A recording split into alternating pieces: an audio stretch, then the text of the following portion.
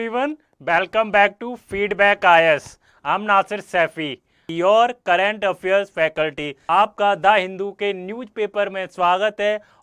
और दोस्तों, आपको इंडिपेंडेंस डे की हार्दिक शुभकामनाएं। तो दोस्तों, आज का जो न्यूज़पेपर एनालिसिस है बहुत ही महत्वपूर्ण होने वाला है, बहुत ही इंटरेस्टिंग होने वाला है। आप वीडियो के लास्ट तक बने रहिए और ऐसे ही इंटरेस्टिंग जो कंटेंट है यूपीएससी से रिलेटेड पाने के लिए फीडबैक आईएएस को सब्सक्राइब करें और कमेंट्स में ज़रूर बताएं दोस्तों आपको हमारी वीडियोज कैसी लग रही हैं, और शेयर करें। Share is very important because अगर हमारा जो कंटेंट है या न्यूज़पेपर एनालिसिस है जिनको सबसे ज़्यादा ज़रूरत है उन्हीं तक नहीं पहुंच पाएगा तो हमारे वीडियोज बनाने का या हमारा जो कंटेंट है फिर उसका कोई मतलब नहीं रह जाता। इसलिए share is very important, share करते रहिए। हमारी आज 15 अगस्त हो रही है, तो 15 अगस्त पर मैं एक चीज़ लॉन्च करने जा रहा हूँ कि मैं जो हिस्ट्री का जो पूरा कोर्स है मैं आपको यूट्यूब पर वो फ्री प्रोवाइड करूँगा। मंडे से मैं ये कोर्स हिस्ट्री का स्टार्ट कर रहा हूँ। उसमें क्या होगा दोस्तों, उसके अंदर क्या होगा दोस्तों, हम एंशियंट को कवर करेंगे, मेडिवल को कवर करेंगे और मॉडर्न को कवर करेंगे, और क्या है दोस्तों, वर्ल्ड हिस्ट्री को भी कवर करेंगे। तो जो जीएस पेपर प्रीलिम्स और मेंस के लिए हिस्ट्री जो है दोस्तों बहुत इंपॉर्टेंट पार्ट है। तो इसलिए हिस्ट्री ने अगर आपने हिस्ट्री को अच्छे से पढ़ लिया तो आप प्रीलिम्स में भी कट ऑफ के करीब जा सकते हैं और मेंस में भी अच्छे मार्क्स कर सकते हैं। तो ये हिस्ट्री बहुत इंपॉर्टेंट पार्ट है। और दोस्तों, इसमें हम आर्ट एंड कल्चर भी पढ़ेंगे। इसमें क्या है,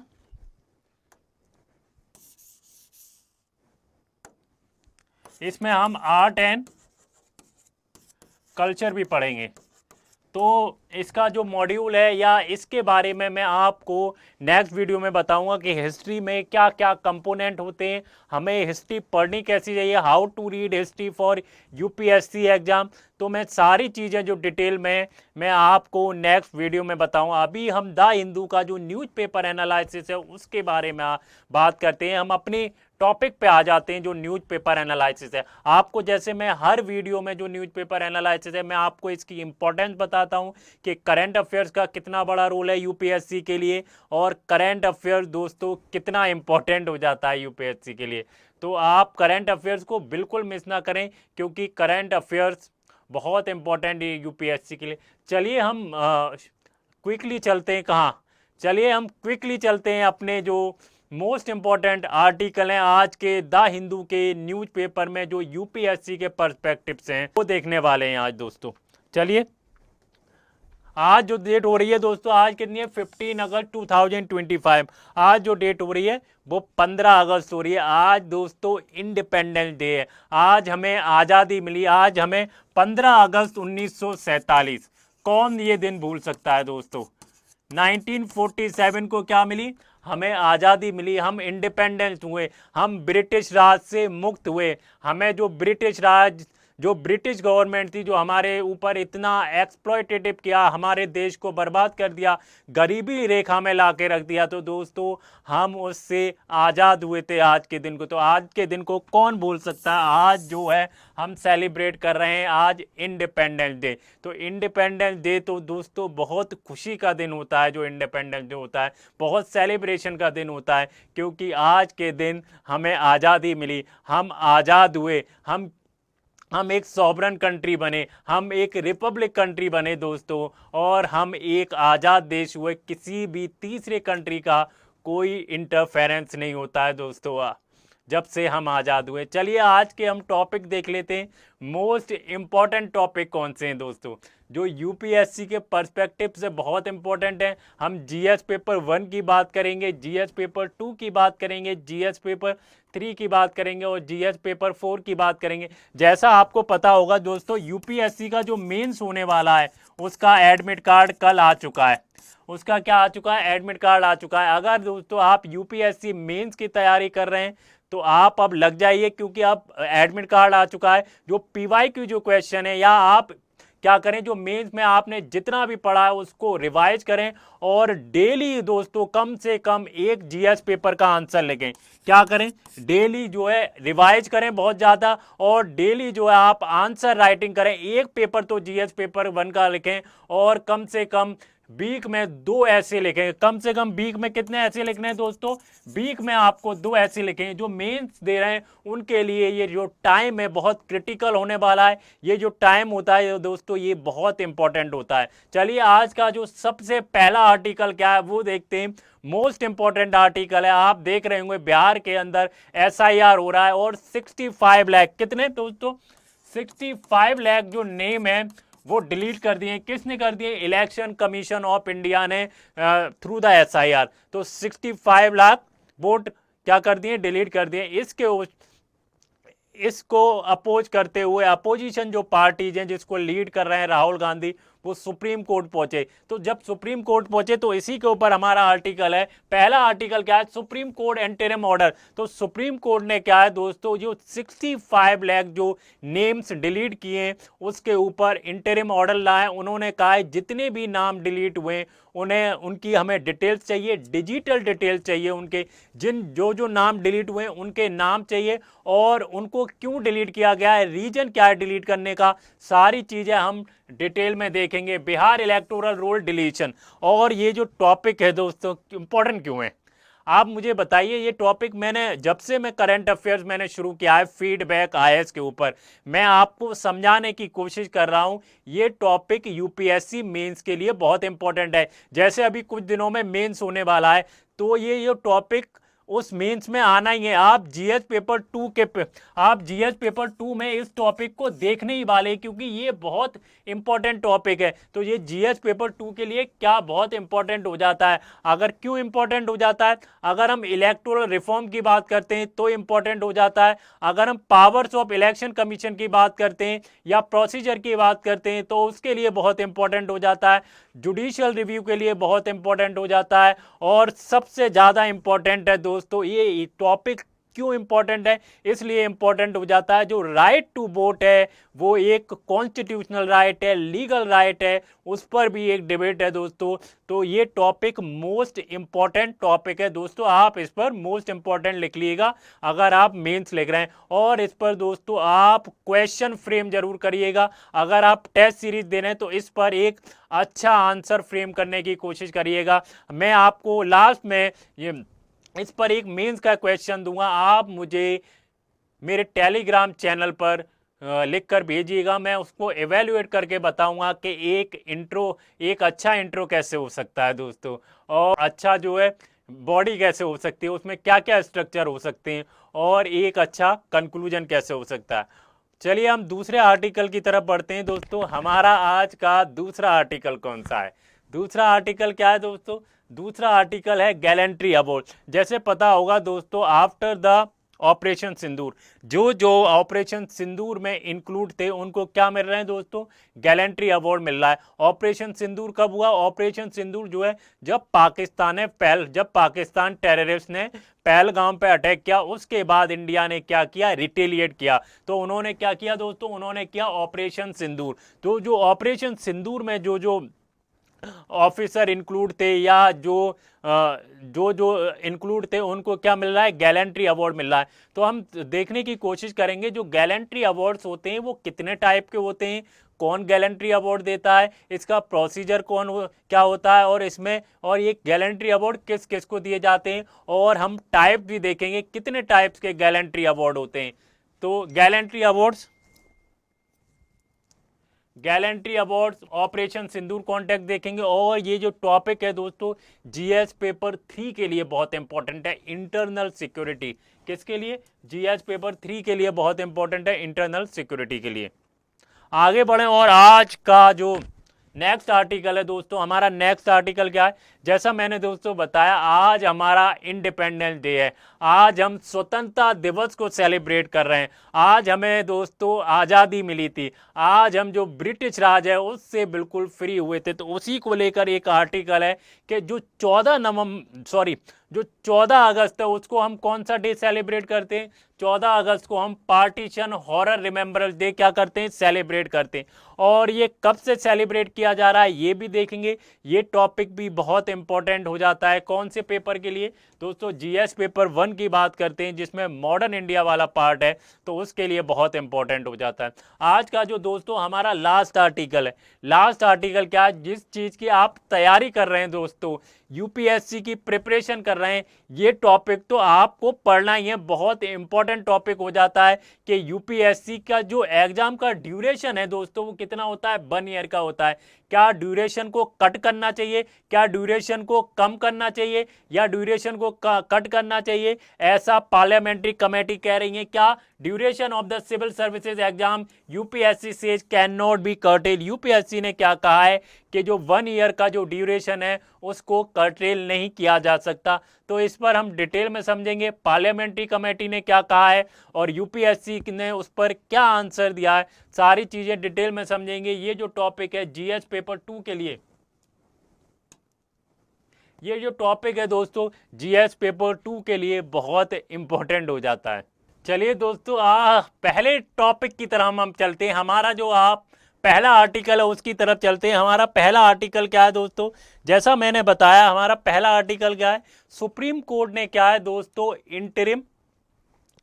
सुप्रीम कोर्ट ने क्या है दोस्तों? इंटरिम ऑर्डर दिया है। किसके ऊपर इंटरिम ऑर्डर दिया है? मैंने जैसे बताया बिहार के अंदर क्या है, इलेक्शन कमीशन द्वारा एसआईआर हुई और एसआईआर में क्या किया, इलेक्शन कमीशन ने 65 लाख जो वोटर्स है उनको डिलीट कर दिया या 65 वोटर जो है मिसिंग है दोस्तों। तो इंटरिम ऑर्डर क्या है? इंटरिम ऑर्डर ये है कि उस पर क्या है, अभी क्या लगा दिया है, अभी इस पर स्टे लगा दिया है। तो अब हम समझने की कोशिश करते हैं क्या है supreme court interim order Bihar electoral roll election जो अगस्त 2025 में हुआ। और एसआईआर का क्या फुल फॉर्म होती है दोस्तों? स्पेशल इंटेंसिव रिवीजन हुआ है। क्या हुआ है? स्पेशल इंटेंसिव रिवीजन हुआ है बिहार में। जो बिहार के अंदर जो पोल होने वाले हैं उसके लिए ये रिवीजन कराया गया। इसके अंदर क्या है दोस्तों? इशू क्या है? What is the issue? मैंने जैसे बताया 65 लाख वोटर जो हैं उनको डिलीट कर दिया गया है। क्या कर दिया गया है?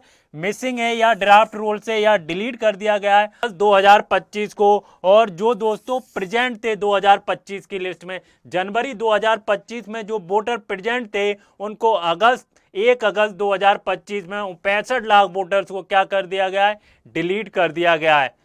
मतलब उन वोटर, और स्पेशली जो वोटर्स हैं दोस्तों वो किससे हैं? जो स्पेशली वोटर हैं जो मार्जिनलाइज कम्युनिटी से हैं। किससे? एससी से हैं, एसटी से हैं, ओबीसी से हैं। तो क्या है? मार्जिनलाइज कम्युनिटी से हैं जितने भी वोटर्स हैं। अच्छा ये वोटर्स को डिलीट क्यों किया गया? What is the reason behind this? को डिलीट इसलिए किया गया है दोस्तों उनके पास कोई भी आईडी प्रूफ नहीं था, ना रेंट एग्रीमेंट था जिससे क्या हो सके, साबित हो सके कि वो जो हैं, जो वोटर जो हैं उनके पास आइडेंटिटी प्रूफ ना होने की वजह से उन्हें क्या कर दिया गया? डिलीट कर दिया गया। आगे हम देखें दोस्तों, आगे आप देख रह सकते हैं दोस्तों सुप्रीम कोर्ट में क्या चल रही डिबेट चल रही थी एसआईआर को लेकर। जो इलेक्शन कमीशन ऑफ इंडिया और जो अपोजिशन पार्टी हैं उनके बीच दोस्तों ये डिबेट हो रही थी। अब हम सुप्रीम कोर्ट के क्या डायरेक्शन है, what are the direction of supreme court regarding the SIR, तो डायरेक्शन हम देखने की कोशिश करते हैं। What are the direction? आपको पता ही है दोस्तों सुप्रीम कोर्ट ने ये कहा है जो 65 लाख जो वोटर्स हैं आपने डिलीट किए या जो इलेक्टोरल रोल से मिसिंग हैं, आप उनकी हमें डिटेल्स दें, उनका नाम बताएं और उसका रीजन दें आपने डिलीट क्यों किए। तो ये अपोजिशन पार्टी के लिए बहुत राहत की बात है। वो इतने दिनों से इसके लिए प्रोटेस्ट कर रहे थे। इलेक्शन कमीशन, जो इलेक्शन कमीशन ऑफ इंडिया उसके दरवाजे खटखटा रहे थे। तो जिसको राहुल गांधी लीड कर रहे हैं दोस्तों उसमें क्या है, थोड़ी सी उनको राहत मिलेगी क्योंकि सुप्रीम कोर्ट ने इंटरिम ऑर्डर दे दिया है किसको? इलेक्शन कमीशन ऑफ इंडिया को। तो publish the booth wise list, तो इलेक्शन कमीशन ऑफ इंडिया को क्या करना पड़ेगा? जो बूथ वाइज जो लिस्ट है वो पब्लिश करना पड़ेगी। Excluded voter with reason, excluded voter with reason, जो वोटर्स का रीजन दिया गया है कि वो मर गए या माइग्रेशन हो गया है या अनट्रेसेबल है या डुप्लीकेट रजिस्ट्रेशन है, तो उनका आपको डाटा नहीं देना है। लेकिन दोस्तों जिनका आपने कोई रीजन ही नहीं दिया क्यों वोटर्स को डिलीट किया गया है, क्यों वोटर्स मिसिंग है, 5 लाख वोटर है दोस्तों, एक ह्यूज नंबर है, तो उसका आपको बताना पड़ेगा। और आगे देखें दोस्तों, ट्रांसपेरेंसी होनी चाहिए। जो आपने नाम डिलीट किए या जो मिसिंग है उसमें ट्रांसपेरेंसी नहीं है बिल्कुल, आपने कोई रीजन ही नहीं बताया क्यों आपने डिलीट किया गया है। तो नेम्स हो और रीजन, उनके नाम भी होने चाहिए और रीजन होने चाहिए कि आपने ड्राफ्ट से क्यों डिलीट किए गए उन नाम को। और डिस्ट्रिक्ट इलेक्टोरल ऑफिसर हैं, जो डिस्ट्रिक्ट इलेक्टोरल ऑफिसर डीओ की जो वेबसाइट है ये उस पर रिफ्लेक्ट होना चाहिए, और फिजिकल फॉर्म होना चाहिए बीएलओ का और पंचायत ऑफिस का। और दोस्तों ये न्यूज़पेपर में पब्लिश होना चाहिए, रेडियो पे पब्लिश होना चाहिए, टीवी पे पब्लिश होना चाहिए और सोशल मीडिया पे पब्लिश होना चाहिए। किस पे, मैं अगेन आपको रिपीट कर देता हूँ, कहाँ कहाँ पब्लिश होना चाहिए, रेडियो पे पब्लिश होना चाहिए, सोशल मीडिया पे पब्लिश होना चाहिए और टीवी पे पब्लिश होना चाहिए, और दोस्तों जो न्यूज़पेपर है वहाँ पर भी ये पब्लिश होना चाहिए, ऐसा सुप्रीम कोर्ट ने कहा है दोस्तों। कैसा सुप्रीम कोर्ट ने कहा है, searchable list by EPIC number. और ये जो नाम है दोस्तों ईपीआईसी नंबर से सर्च होने चाहिए। तो ये सुप्रीम कोर्ट का आर्गुमेंट था, अगेन सुप्रीम कोर्ट का आर्गुमेंट था अगेन द एसआईआर। जो एसआईआर के अंदर क्या किया है, बिहार में जो इलेक्टोरल रोल प्रिपेयर कर रहे थे इलेक्शन कमीशन, उन्होंने 65 लाख वोटर्स को डिलीट कर दिया था, उसके ऊपर ये डिबेट चल रही थी। आगे बढ़े। अच्छा, वोटर्स राइट क्या इम्पेसाइड है, जैसे आपको दोस्तों पता होगा जो वोटर राइट है वो क्या है, राइट टू वोट क्या है दोस्तों, राइट टू वोट जो है कॉन्स्टिट्यूशनल राइट है।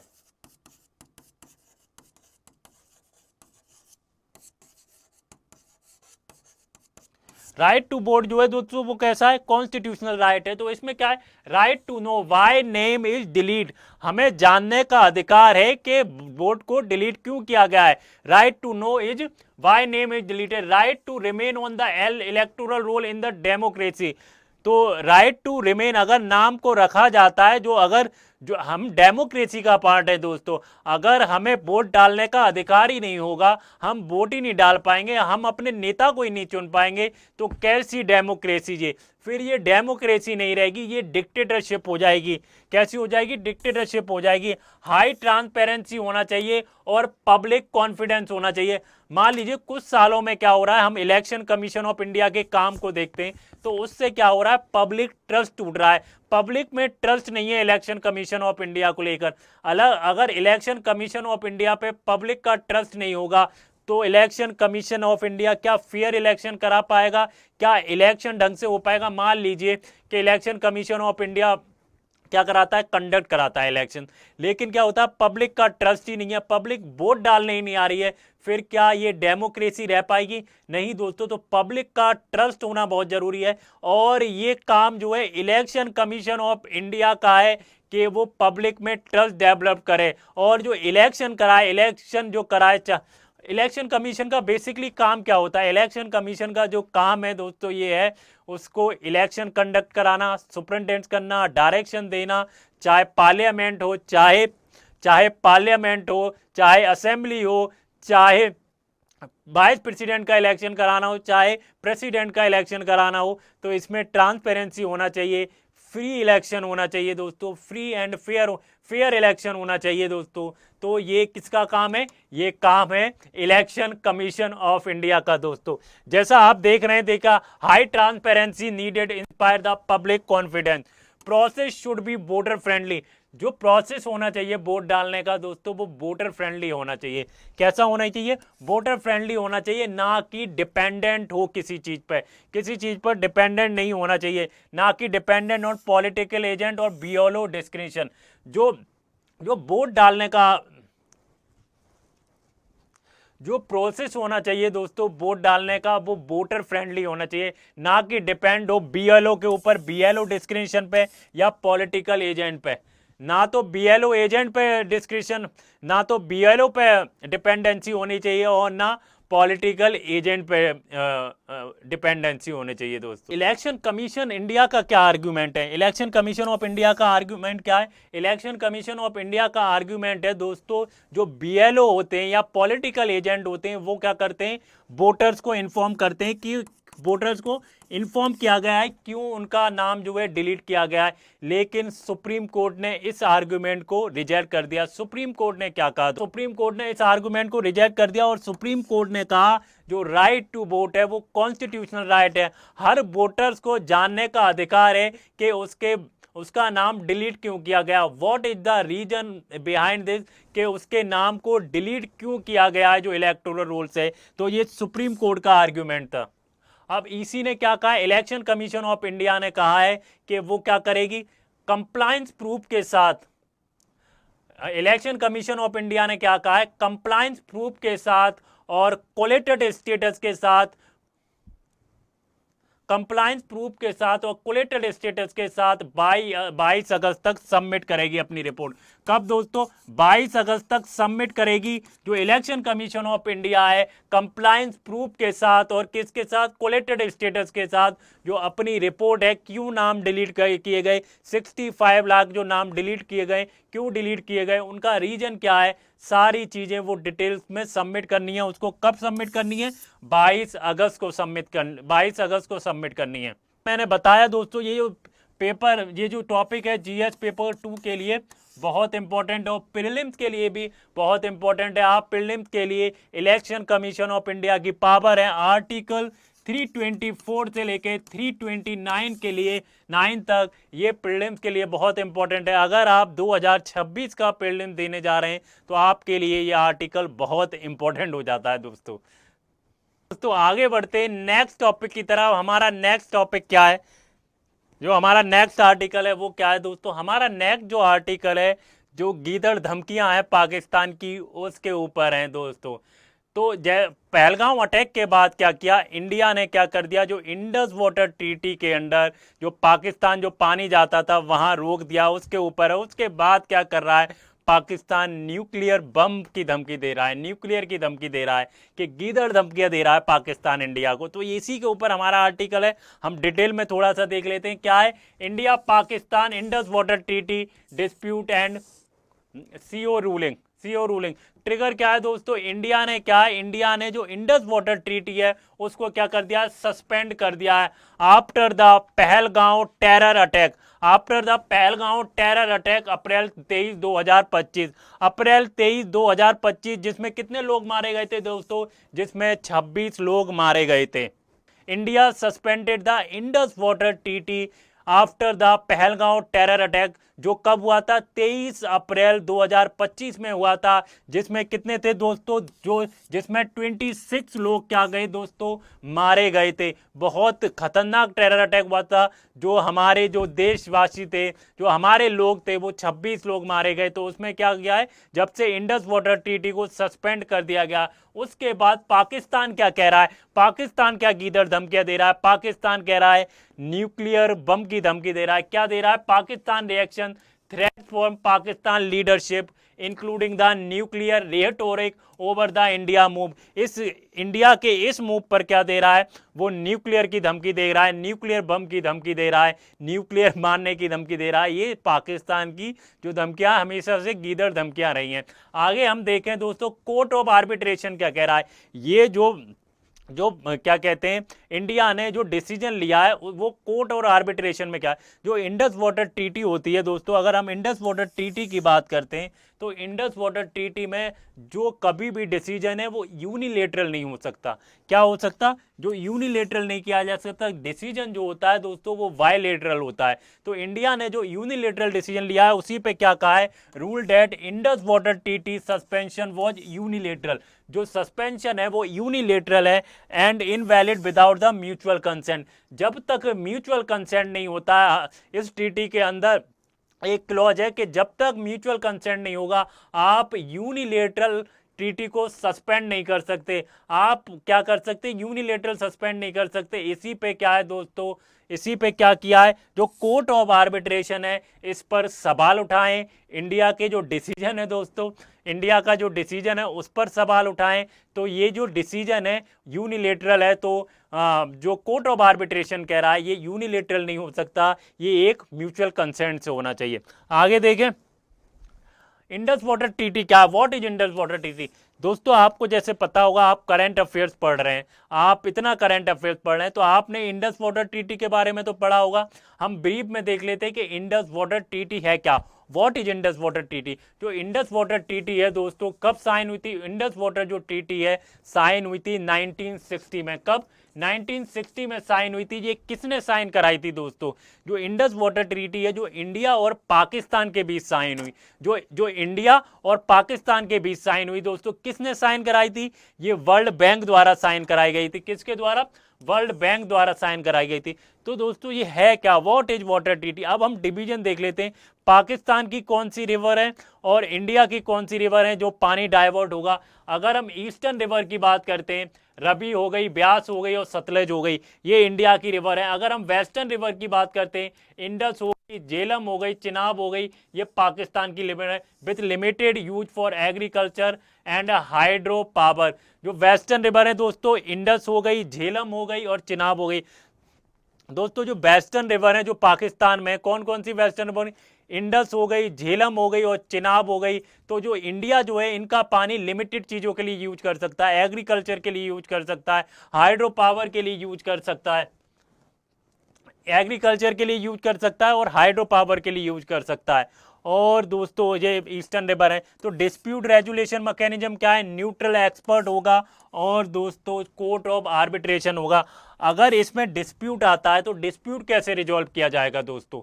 इंडस वाटर ट्रीटी का डिस्प्यूट हम कैसे रिजॉल्व कर सकते हैं? What is the reason? हम डिस्प्यूट कैसे रिजॉल्व कर सकते हैं? न्यूट्रल एक्सपर्ट होगा और कोर्ट ऑफ आर्बिट्रेशन होगा। जैसा मैंने बताया कि म्यूचुअल कंसेंट से क्या हो सकता है, वो ट्रीटी क्या हो सकती है? रिजॉल्व हो सकती है। म्यूचुअल कंसेंट होना चाहिए। अगर ट्रीटी को सस्पेंड करना है तो एक म्यूचुअल कंसेंट होना चाहिए। यूनिलैटरल डिसीजन से ये इसको सस्पेंड नहीं किया जा सकता।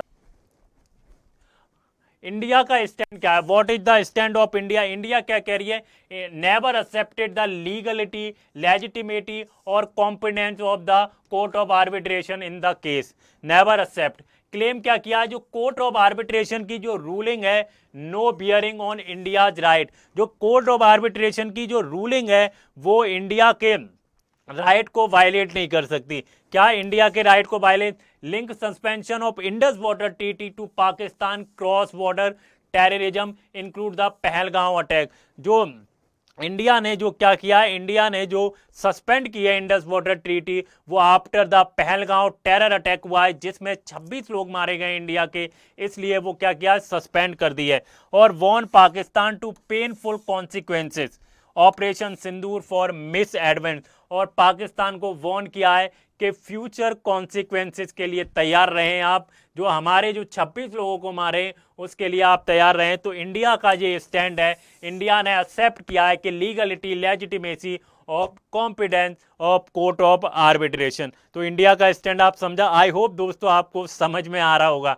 आई होप आपको समझ में आ रहा होगा। एक्शन क्या है पोस्ट पहलगांव के बाद? पोस्ट पहलगांव के बाद इंडिया का जो एक्शन है वो क्या है दोस्तों?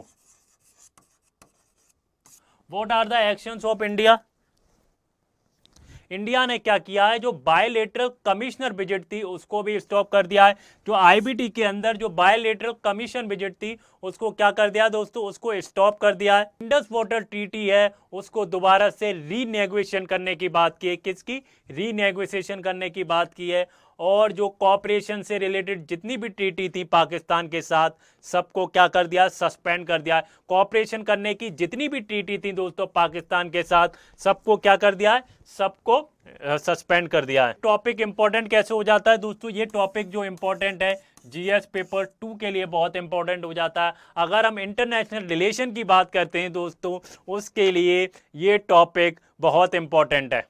उसके लिए क्या है ये टॉपिक? इसके लिए ये टॉपिक बहुत इंपॉर्टेंट हो जाता है। अगर आप मेंस लिख रहे हैं, मेंस के लिए ये टॉपिक बहुत इंपॉर्टेंट है। और दोस्तों ये आपको इस साल मेंस देने वाले हैं, उसमें ये टॉपिक आपको देखने को मिलेगा। इंडिया पाकिस्तान रिलेशन पे एक क्वेश्चन तो दोस्तों जरूर आएगा। आगे बढ़ते हैं दोस्तों हमारा नेक्स्ट आर्टिकल की तरफ। नेक्स्ट आर्टिकल क्या है? नेक्स्ट आर्टिकल है गैलेंट्री अवार्ड्स ऑपरेशन सिंदूर कॉन्टेक्ट। जैसा आपको पता होगा दोस्तों, जो ऑपरेशन सिंदूर हुआ था उसमें जो जो मेजर्स ऑफिसर्स थे उनको क्या दिया जा रहा है, उनको गैलेंट्री अवार्ड दिया जा रहा है। गैलेंट्री अवार्ड कौन देता है दोस्तों? गैलेंट्री अवार्ड जो दिया जाता है वो प्रेसिडेंट के द्वारा दिया जाता है।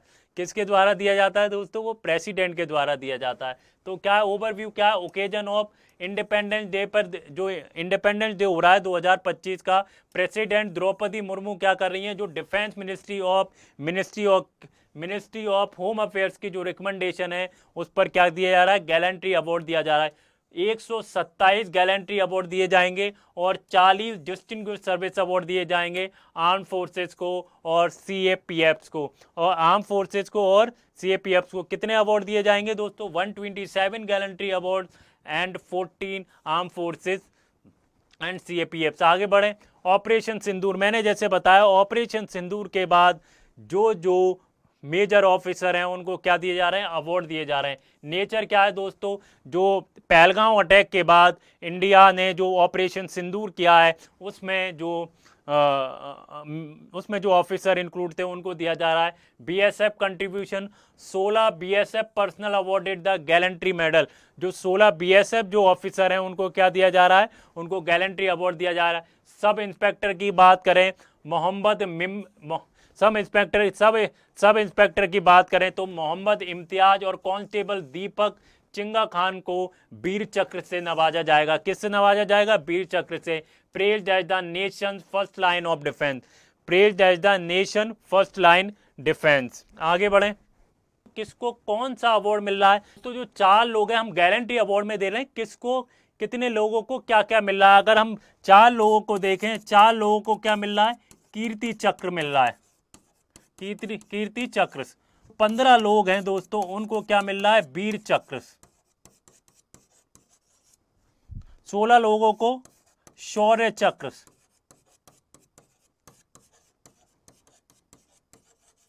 8 लोग हैं उन्हें क्या मिल रहा है?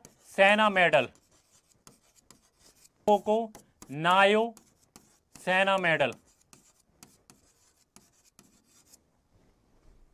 मिल रहा है, वायु सेना मेडल। तो दोस्तों ये सारे जो हैं, ये सारे क्या हैं? ये गैलेंट्री अवार्ड है। 127 को क्या मिल रहा है? गैलेंट्री अवार्ड मिल रहा है। अब हम देखने की कोशिश करते हैं डिस्टिंग्विश अवार्ड किस किस को मिल रहे हैं। इनको मिल रहा है दोस्तों सर्वोत्तम अवार्ड, ये डिस्टिंग्विश अवार्ड है। 9 को मिल रहा है उत्तम युद्ध सेवा अवार्ड। तो जो मिल रहा है दोस्तों वो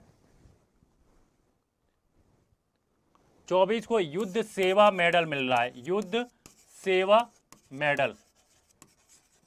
तो मैंने जैसे बताया दोस्तों, मैंने जैसे बताया 127 को जो मिल रहे हैं गैलेंट्री अवार्ड मिल रहे हैं और 40 को क्या मिल रहे हैं? डिस्टिंग्विश अवार्ड मिल रहे हैं। तो मैंने आपको बताया कि 127 जो गैलेंट्री अवार्ड किस किस को कैसे मिल रहे हैं और जो डिस्टिंग्विश अवार्ड हैं वो कैसे मिल रहे हैं दोस्तों। ये जो टॉपिक है दोस्तों जीएस पेपर 2 के लिए बहुत इंपॉर्टेंट हो जाता है, बहुत इंपॉर्टेंट है दोस्तों जीएस पेपर 2 के लिए। नेक्स्ट टॉपिक की तरफ।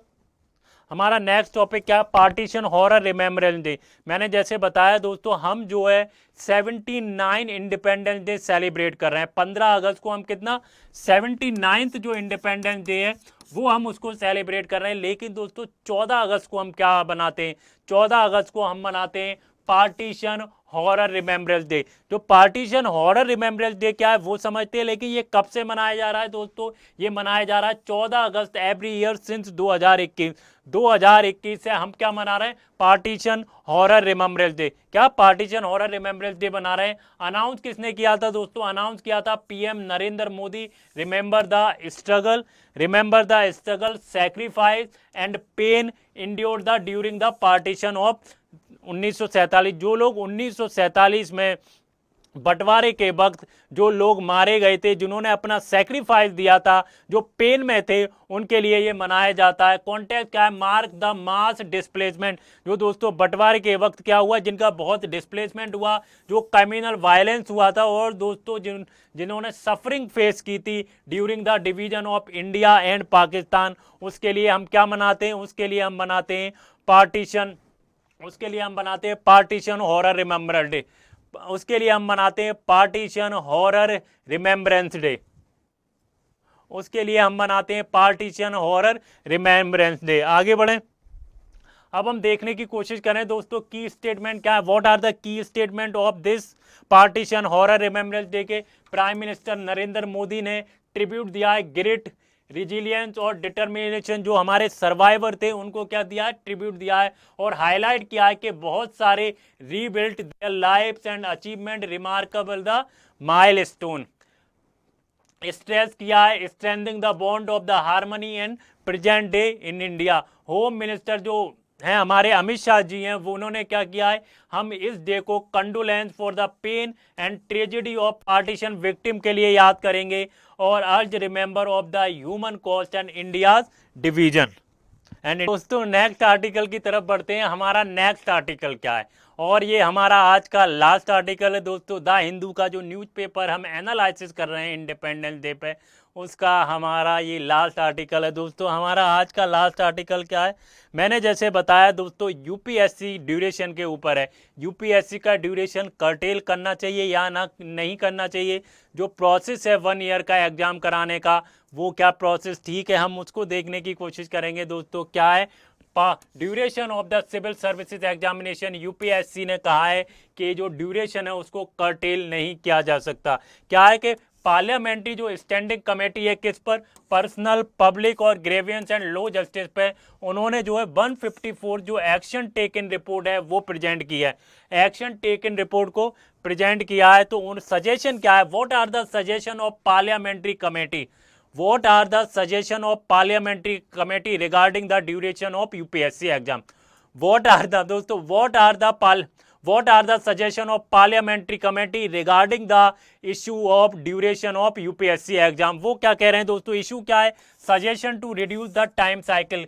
क्या यूपीएससी से पूछा है क्या हम इस टाइम साइकिल को रिड्यूस कर सकते हैं। जो यूपीएससी सिविल सर्विसेज का जो एग्जाम होता है, जो करेंटली क्या है 1 साल में किया जाता है, तो पार्लियामेंट्री कमेटी ने सजेशन दिया है क्या हम जो यूपीएससी सिविल सर्विसेज का जो एग्जाम होता है 1 ईयर में कंडक्ट किया जाता है करेंटली, क्या हम इसको रिड्यूस कर सकते हैं। तो यूपीएससी का क्या जवाब था, वो यूपीएससी ने कहा है कि हम इसको कर्टेल नहीं कर सकते, हमें बहुत सारी प्रिपरेशन करनी पड़ती है, हमें बहुत सारी प्रिपरेशन करनी पड़ती है बिफोर द एग्जाम और पोस्ट द एग्जाम, तो इसलिए 1 साल ठीक है, हम इसको कर्टेल नहीं कर सकते।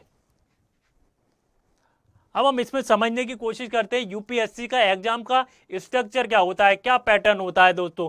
सबसे पहले क्या होता है दोस्तों, प्रीलिम्स होगा, आपका प्रीलिम्स का एग्जाम होगा जिसको प्रिलिमिनरी एग्जाम बोलते हैं। फिर क्या होगा दोस्तों, फिर मेंस का एग्जाम होगा, क्या होगा, मेंस का एग्जाम होगा। फिर तीसरी स्टेज जो होती है दोस्तों, तीसरी स्टेज क्या होती है, इंटरव्यू होता है। तीसरी स्टेज क्या होगी, इंटरव्यू की होगी। पहला आपका प्रीलिम्स होगा, फिर मेंस होगा, फिर इंटरव्यू होगा। एससी क्या है दोस्तों, जो 19 सर्विसेज है, 19 जिसमें इंक्लूड है आईएएस है, आईपीएस है और आईआरएस है और दोस्तों आईएफएस है। ये सारी सर्विसेज क्या है, इस यूपीएससी के अंदर इंक्लूड होती हैं, चाहे हम आईपीएस हो, आईएएस हो, आईआरएस हो, आईएफएस हो, सारी सर्विसेज क्या है यूपीएससी के द्वारा दोस्तों रिक्वायर्ड की जाती हैं। तो इन जो मैंने 3 स्टेजेस बताई, प्रीलिम्स हो गया, मैंने आपको जो 3 स्टेजेस बताई, प्रीलिम्स हो गया, मेंस हो गया, इंटरव्यू हो गया, तो इसमें जो दोस्तों गैप होता है, गैप जो होता है, मान लीजिए आपका प्रीलिम्स हो गया, प्रीलिम्स और मेंस में जो गैप होगा दोस्तों वो 2.5 से कितने 3 मंथ का होता है। ऐसे ही जो गैप होता है मेंस और इंटरव्यू के बीच जो गैप होता है वो भी 2.5 से 3 महीने के बीच का होता है। कितने, 3 महीने के बीच का होता है। तो ऐसे प्रीलिम्स टू इंटरव्यू तक पूरा 1 साल लग जाता है फाइनल रिजल्ट आने में। तो बहुत ज़्यादा मेहनत लगती है यूपीएससी की before the exam and post the exam. UPSC के की पॉइंट्स क्या है, what is the key points of UPSC. UPSC ने क्या कहा है, optimize to the extent possible. Reason क्या है फॉर लेंथ, कि 1 साल में एग्जाम क्यों होता है, what are the reason. Reason क्या है, तो सबसे पहले हम देखते हैं maintaining the confidentiality and integrity of the process. एक तो कॉन्फिडेंशियलिटी को मेंटेन रखना है और इंटीग्रिटी को। Check and balance built over the years to avoid the leak and compromise. अच्छा, स्केल ऑफ ऑपरेशन क्या होता है, 10 लाख से ज्यादा एप्लीकेंट अपीयर करते हैं। 10 लाख से ज़्यादा लोग हर साल अपीयर करते हैं यूपीएससी के एग्जाम में। कितने? 10 लाख से ज़्यादा लोग हर साल अपीयर करते हैं यूपीएससी के एग्जाम में, और 79 सेंटर्स होते हैं और 2538 वेन्यू होते हैं। 2023 का डाटा हम बता रहे हैं। 79 सेंटर होते हैं, 2538 कितने होते हैं? वेन्यूज होते हैं। 1.2 लाख कितनी मेंस आंसर शीट होती हैं, उन डिस्क्रिप्टिव होती हैं, वो लिखने वाली होती हैं, सब्जेक्टिव होती हैं, उनको इवेल्युएट करना है एक्सपर्ट टीम के द्वारा। वो उसमें 2 महीने लग जाते हैं, इन ओवर 2 मंथ। जो 1.2 लाख जो होती हैं मेंस की आंसर शीट होती हैं, उनको इवेल्युएट करना, वो सब्जेक्टिव होती हैं, उनको इवेल्युएट करना बाय द एक्सपर्ट टीम, उसमें 2 महीने लग जाते हैं दोस्तों। पार्लियामेंट्री पैनल रिकमेंडेशन है वो क्या है, हम वो देखने की कोशिश करते हैं दोस्तों। बासवान कमेटी थी, क्या थी? बासवान कमेटी 2015, उसने क्या रिकमेंडेशन दी थी? जो बासवान कमेटी थी उसने रिकमेंडेशन दी थी, जो यूपीएससी का जो तरीका है या जो मेथड है या जो फ्रेमवर्क है जो एग्जाम कराने का, उसको क्या करना चाहिए? उसको री एग्जामाइन करना चाहिए, ऐसा बासवान कमेटी के अंदर कहा गया है। जो इवैल्यूएशन टाइमलाइन है उसमें भी रिफॉर्म लाने की जरूरत है। बासवान कमेटी में क्या कही गई है? जैसे आपको पता होगा, आपने अभी प्रीलिम दिया, अभी प्रीलिम्स होने वाला, आपने प्रीलिम दिया, लेकिन जो प्रीलिम्स की जो आंसर की है दोस्तों, वो आपको फाइनल रिजल्ट के बाद मिलेगी। आपको प्रीलिम्स की जो आंसर की है दोस्तों 1 ईयर बाद मिलेगी। कितना? 1 साल मिलेगी। इससे क्या होता है, जो बच्चे जो होते हैं जो प्रीलिम्स में फेल हो जाते हैं, वो अपने जो मिस्टेक्स क्या होती हैं उसको इवैल्यूएट ही नहीं कर पाते हैं। तो बासवान कमेटी में कहा गया था कि जो प्रीलिम्स है उसके बाद तुरंत आंसर की प्रोवाइड करनी चाहिए, कि 1 साल नहीं लगना चाहिए, जिससे बच्चे क्या है अपनी मिस्टेक पर क्या कर सके, काम कर सके। जब प्रीलिम्स की आंसर की 1 साल बाद मिलेगी तो उनको अपनी मिस्टेक ही नहीं पता चलेगी कि कैसे, कौन कौन से उनके क्वेश्चन गलत हैं, कहां उन्होंने गलती की है। इसलिए इमीडिएटली प्रोवाइड करानी चाहिए आंसर की आफ्टर द प्रीलिम्स एग्जाम दोस्तों। क्या कहते हैं, जो यूपीएससी है, यूपीएससी ने कहा है कि हमें कोई चेंज की जरूरत नहीं है। जब से यूपीएससी बना है तब से हम एग्जाम कंडक्ट करा रहे हैं और बहुत स्मूथली कंडक्ट करा रहे हैं। तो इसलिए जो 1 ईयर है वो इनफ है। 1 ईयर जो है बहुत इनफ है एग्जाम कराने के लिए। इसको कर्टेल नहीं किया जा सकता, क्योंकि बहुत ज़्यादा काम होता है before the exam and post the exam, इसलिए बिल्कुल सही टाइम है, इसको कर्टेल नहीं किया जा सकता। ये यूपीएससी का रिप्लाई था। आगे देखें, आगे क्या है दोस्तों। पार्लियामेंट्री पैनल रिकमेंडेशन मैंने जैसे आपको बता दिया, री एग्जामाइन करना चाहिए requirement framework in the line of the Baswan committee जो 2015 में आई थी। Address the absentees in the prelim, हमें जो एब्सेंटीज है प्रीलिम में उनको एड्रेस करना चाहिए, और जो इवैल्यूएशन टाइमलाइन है उनको क्या करना चाहिए, उसमें रिफॉर्म लाना चाहिए। आंसर की रिफॉर्म क्या है दोस्तों? जो पब्लिश प्रीलिम्स आंसर की इमीडिएटली आफ्टर द एग्जाम, अभी करेंटली क्या है, फाइनल रिजल्ट के बाद आपको प्रीलिम्स वो आंसर की मिलेगी। अलाउ ऑब्जेक्शन अलाउ करनी चाहिए। Resolve the discrepancy then declare mains qualified list, then उसके बाद जो है क्वालिफाइड जो लिस्ट है वो जारी करना चाहिए, कि जो भी डिस्क्रिपेंसी है उसको क्या करना चाहिए, रिजॉल्व करना चाहिए। तो दोस्तों ये था द हिंदू का जो न्यूज़पेपर एनालिसिस है 15 अगस्त का। अगर आपको पसंद आया हो तो प्लीज़ इसे लाइक करें, शेयर करें, और जो हमारा चैनल है दोस्तों फीडबैक आए उसको ज़रूर सब्सक्राइब करें दोस्तों। तो stay happy, stay learning and stay focus. Thank you guys, bye bye.